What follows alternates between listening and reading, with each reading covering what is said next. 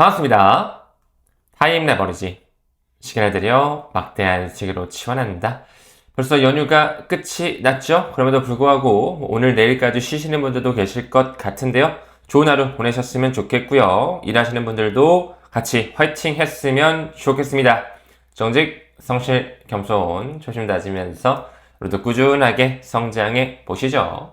첫 번째 기사, 세계 최대 거래소죠. 바이낸스 거래소에서 13조 원이 증발하고 있다. 다름 아닌 스테이블 코인에 대한 자금 유출이 일어나고 있거든요. 3개월 연속 자금 이탈이 나왔기 때문에 유동성 부분에 대해서는 경고등이 켜졌다. 이렇게 보고 있는데 사실상 많은 기관들, 큰 손들이 이 스테이블 코인으로서 비트든 이더든 XRP든 매수를 하거든요.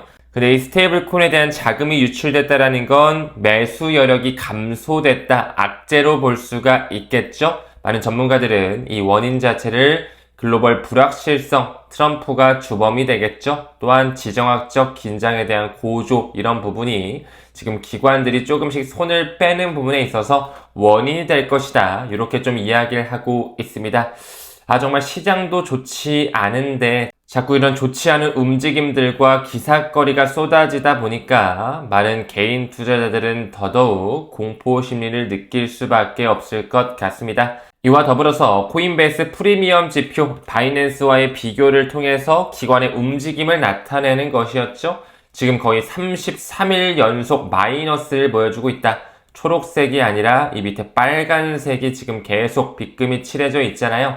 기관들, 미국발 매도 압력이 장기화되고 있다는 걸 시사하고 있습니다. 이 크립토컨트의 비트코인 코인베이스 프리미엄 지표를 보더라도 지금 초록색이 아니라 빨간색 구간에 계속 좀 머물러 있는 거죠. 많은 기관 투자자들이 매수보다는 매도를 하고 있다는 것으로 점쳐지고 있고요. 그럼에도 불구하고 거대한 큰 손들, 대형 DAT 기관들은 적자 구간임에도 불구하고 MSTR이다, 비트마인이다, 꾸준히 승부수를 띄우면서 계속적으로 추가 매집, 줍줍을 하고 있습니다. 무엇보다 이들은 장기적으로 지금 현재의 구간을 매력적인 매수 구간으로 확신을 하는 것이죠. 이 미래 가치에 대한 본인들만의 내공이 있기 때문에, 또한 이들의 뒷배는 우리가 잘 공부했던 유대의 금융 엘리트 집단이기 때문에 그들이 모아가고 있다라고도 해석할 수가 있습니다. 하지만 여기 나오는 것처럼 단기적인 방향성 자체는 매우 불확실성에 놓여져 있죠. 단기적으로는 평가 손실과 재무적 부담이 확대될 수 있으므로 우리가 사팔사팔 하기보다는, 선물 트레이딩보다는 레버리지 비율을 축소하면서 꾸준히 본인이 공부한 코인에 대한 수량을 모아가는 것이 합리적인 투자 방향이다 라고 말씀을 드릴 수가 있습니다. 그 부분의 일환으로 $8 정도 간다더니 영국의 대형 금융기관이죠. 스탠다드 차타드가 XRP 목표가를 2.8달러 정도로 65%급 하향 움직임을 가져가고 있거든요. 어제 기사만 미뤄보더라도 비트코인 5만 달러, 이더리움 1,400달러 하락할 수가 있다. 그 이후에 반등할 것이다 라고 했는데 XRP 역시 원화 기준으로 대략 4,000원 정도죠. 4,800원, 4,900원까지 갔는데 2026년 말에 2.8달러까지밖에 못 갈 거라고 이런 식으로 얘기를 하고 있는 건데요. 사실상 지금 많은 투자자 분들께서는 본인의 의지와 맞지 않게 앞에 B자가 붙어 있죠. 비자발적으로 장기 투자를 하고 계시는 분도 충분히 많으실 거라고 생각합니다. 아마 XRP가 3,500원, 4,000원 정도 본전 근처만 오더라도 많은 분들께서는 내가 다시는 암호화폐 투자나 보자, 내가 다시는 XRP든 이더리움이든 솔라나든 도지코인, 시바이누, 폴리곤 등등 다시는 내가 얼씬도거리지 않겠다, 이렇게 생각하시는 분들이 많으실 거라 생각을 해요. 지금 현재의 구간, 누군가에게는 기회, 누군가에게는 정말 힘든 구간이 될 것이고, 조금만 오르게 되면서 데드캣 바운스가 나오게 되면 아마 또 많은 손바뀜이 나오지 않을까, 이렇게 생각을 하고요. 본인이 가지고 있는 이 확신 자체가 제일 중요할 것이다 라고 생각이 됩니다. 아무쪼록 이 부분에 대해서는 본인의 선택이 될 테니까요. 여러분들께서 판단하에 움직여주시면 되겠고요. 정말로 앞으로 더 어려운 시장이 연속이 될 수가 있을 텐데 버틸 수 있을지에 대해서 한번 본인 스스로가 상기해보고 돌아봤으면 좋겠습니다. 다음 기사 봤을 때 평균 620억이다라고 하면서 미국의 대형 6대 은행장들 3,700억 원 정도의 돈잔치를 벌이고 있다라고 하네요. 우리가 잘 알고 있는 그런 월가의 대형 기관들이 있잖아요. 뱅크 오브 아메리카다, 웰스파고, JP모건, 골드만삭스. 지금 그들이 실적 자체가 굉장히 좋게 나오고 주가도 펌핑이 됐었죠. 또 경기 회복 국면으로 가고 있는 골디락스를 자르는 지표들이 나오고 있기 때문에 이 미국의 주요 은행들의 보수 자체가 크게 상향 조정화되고 있고 대부분 주식 기반 인센티브로 지금 돈잔치를 벌이고 있습니다. 우리나라 같은 경우만 하더라도 하이닉스랑 삼성전자 연말에 성과금 자체가 엄청났다 이런 소문이 돌았잖아요. 그런 것처럼 월가의 주요 IB들 투자은행들이 지금 돈 파티를 벌이고 있습니다. 또한 그들은 올해 금융시장 전망에 대해서 낙관적인 입장을 보이고 있다. 하지만 그 뒷단에서는 큰 시스템 리스크 또한 동반될 수 있는 확률 열어놓으면서 금융 시스템에 대한 구조적 변화 반드시 우리 것으로 만들어 주셔야 됩니다. 기존 전통 금융 시스템 부채 기반 메커니즘이 아니라 담보 기반의 블록체인과 인공지능이 탑재된 그런 시스템으로 송두리째 변화하게 될 것이다 말씀을 드리고 싶습니다. 다음 기사 봤을 때 홍콩이 코인 허브로서 재가동을 하고 있다라고 하면서 1년 만에 홍콩의 SFC죠. 증권선물위원회가 빅토리 핀테크라고 하는 한 회사에 규제 승인을 허용하고 있습니다. 라이선스를 부여하면서 이제 홍콩에서는 SFC에 승인된 기관 자체가 12곳으로 늘어나고 있는데요. 2020년이었죠. 그때 OSL이라고 하는 거래소가 홍콩 최초로 가상자산 거래 서비스 라이센스를 획득했었는데 벌써 12개로 늘어났구나 이렇게 볼 수가 있고 제가 작년에 성균관대 핀테크 MBA에서 OSL을 방문했을 때 시설이 너무 좋아서 건물이 정말 삐까뻔쩍해서 깜짝 놀랐던 기억이 있고요. 무엇보다 리플 XRP에 대해서도 그 관계자들 고위급 임원들은 매우 긍정적으로 고무적으로 생각하는 그 분위기가 아직도 추억 속에 남아 있습니다. 하지만 과거의 그 리또속 구간이죠. 2020년도 12월에 제이 클레이튼이 임기 마지막 날에 리플사를 기소하고 떠나갔을 때 이 증권위원회에 리플 소송 후폭풍이 있었을 때만 하더라도 2010년 연말에 홍콩거래소 OSL에는 역시나 XRP를 상장 폐지시키고 거래를 중단했던 이력이 있었죠. 지금은 추억 속의 과거의 해프닝으로 남아져 있습니다. 매우 힘든 시간을 버틴 사람들이 지금 이렇게 빠졌음에도 불구하고 수익 구간을 나타내고 있잖아요. 지금 현재도 그와 못지않은 정말 힘든 구간을 우리가 지나가고 있거든요. 이 시기를 또 버틴 자만이 다음 영역에서 수익권을 누릴 수가 있겠죠. 지금 이제 OSL 공식 홈페이지를 들어가면 비트, 이더, 솔라나뿐만 아니라 역시나 XRP 역시 꾸준하게 거래가 이루어지고 있고요. 작년 연말부터 리플의 RLUSD에 대한 거래를 지원하겠다 이런 이야기를 하면서 지금 현재는 완전한 리스팅업을 통해 꾸준히 글로벌 거래소에 확장이 되고 상장이 되고 있다 말씀을 드릴 수가 있습니다. 다음 기사 봤을 때 관세 10%에서 0%로 완전히 바뀐 한 국가가 있더라고요.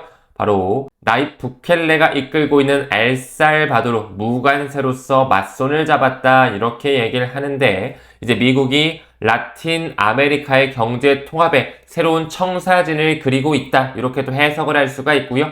이번 협정은 노동권 보호, 환경 기준뿐만 아니라 디지털 무역 촉진에 대한 포괄적인 조항을 포함하고 있다. 참고로 이 엘살바도르 같은 경우는 비트코인과도 매우 친화적으로 움직이는 국가로도 잘 알려져 있죠.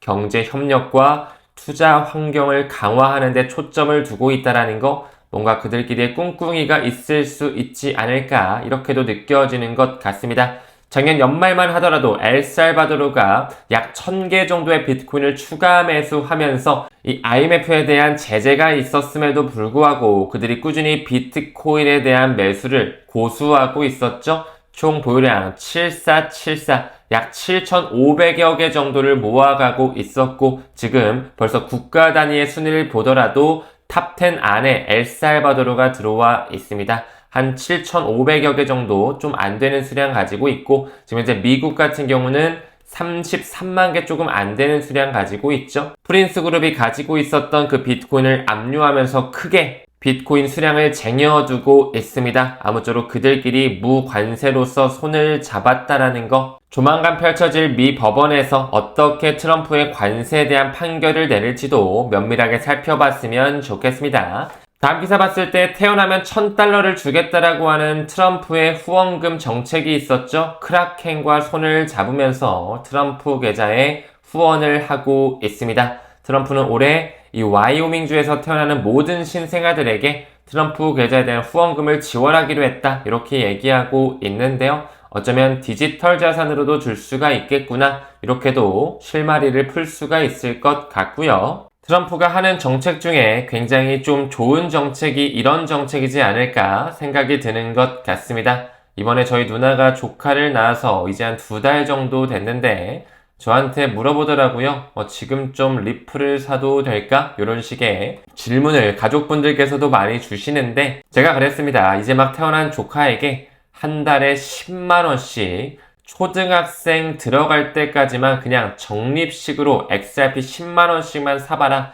8살 정도면 이제 초등학생 들어가니까 앞으로 그 정도 기간으로 월 10만원 정도면 크게 부담이 안 되니까 그 정도로 한번 꾸준하게 사보는 게 어떻겠냐라고 해가지고 조카 월 10만원 초등학생 펀드를 만들어주고 왔습니다. 여러분들께서도 꾸준하게 좀 이렇게 길게 가져갈 수 있는 파이프라인을 만드셨으면 좋겠어요. 어제 한 구독자님께서도 이번 설날에 식구 3분께 리플 입문시켰다 이렇게 말씀을 주셨는데 뭐 한 번에 몇백만원, 몇천만원 단위로 넣지 마시고 그냥 한 달에 뭐 5만원, 10만원, 뭐 여유가 되시면 20만원, 30만원 뭐 본인의 재정 상황에 맞춰 가시면 되겠죠. 그렇게 좀 DCA 전략으로 길게 보시는 것을 권장을 드리고 싶습니다. 미자님 말씀 주신 것처럼 용기에 박수를 드리고 싶고 우리 장군님이 욕 안 드시려면은 그냥 10만원씩 길게 가져가라고 말씀하시는 게 좋지 않을까 개인적인 생각을 전달드려 봅니다.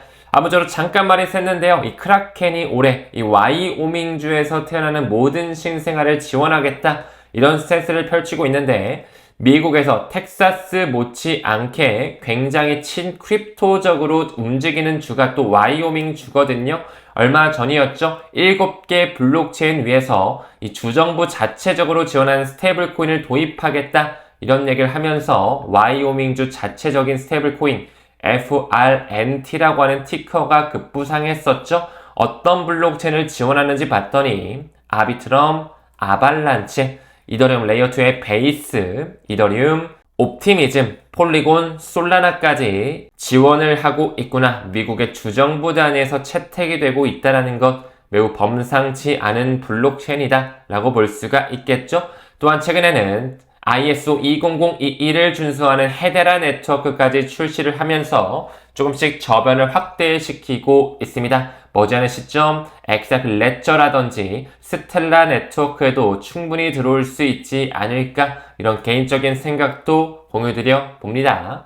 다음 기사 봤을 때 세금 0원 vs 550만원이라고 하면서 나만 모르는 코인 규제, 지금 범지구적으로 각 국가 단위의 코인 세금 관련한 제도라든지 규제가 조금씩 만들어지고 있죠. 지금 현재 해당 지도 같은 경우는 세계 200여 국가의 디지털 자산에 대한 과세, 규제 현황을 실시간으로 나타내지는 지도를 만들었는데요.